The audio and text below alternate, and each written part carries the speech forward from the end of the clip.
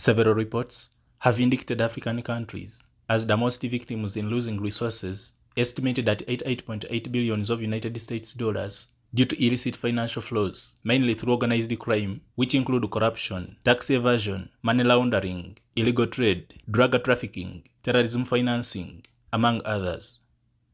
To combat this prevalence, the President of Uganda, Yoweri Kaguta Museveni, through his opening remarks delivered by the Prime Minister Robinah Nabbanja at the official opening of the 49th ESAAMLG Task Force of Senior Officials meetings at Munyonyo Commonwealth Hotel in Kampala today, such economic weakness, in company with the political vulnerability, has rendered the African continent into such a despicable position in the hands of plunder and marginalization. There is a need to permanently cure Africa's vulnerable position in the global arena of economic and political giants.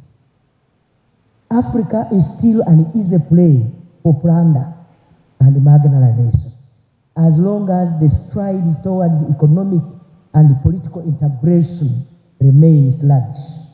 It's upon this ground that he implored all ESAAMLG member countries to consider and implement, harmonize, and as well share actionable strategies that will bolster the effective region's response to financial crimes.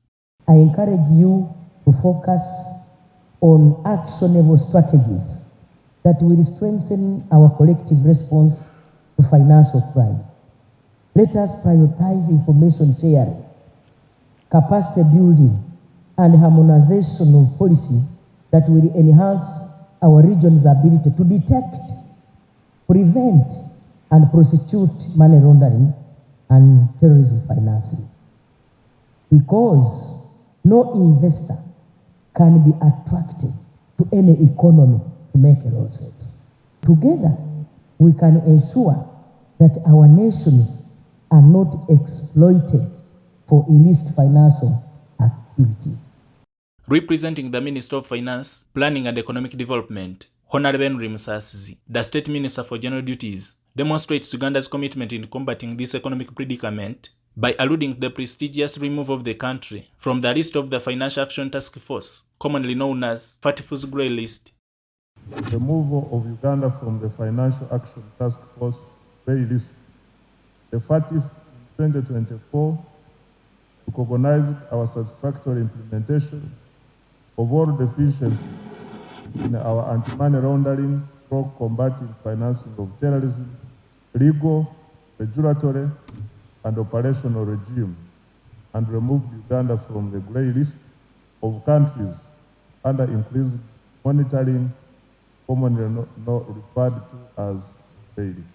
Uganda has taken deliberate steps to enhance its anti-money laundering, financing of terrorism, legal, and regulatory framework.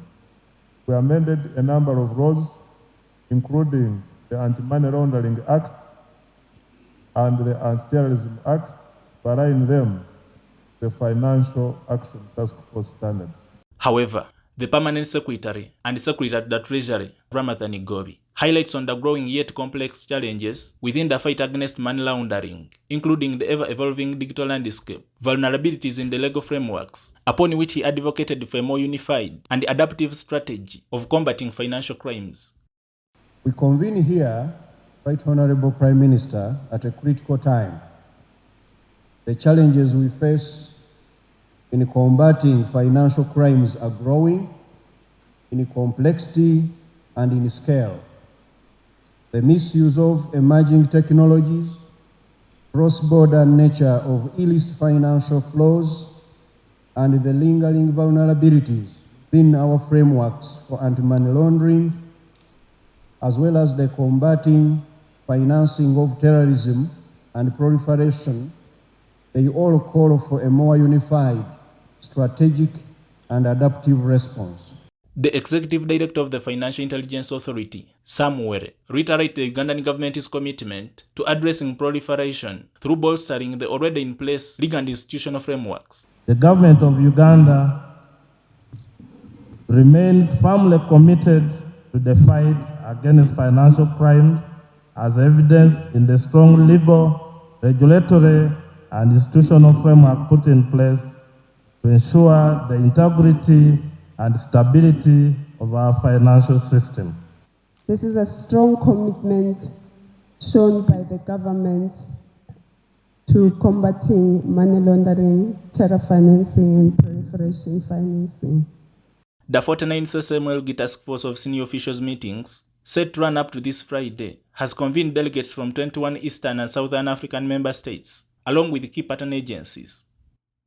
The primary objective of this gathering is to fortify regional collaboration in combating financial crimes and promoting financial integrity through discussions which will focus on anti-money laundering strategies, policy frameworks, and capacity building initiatives.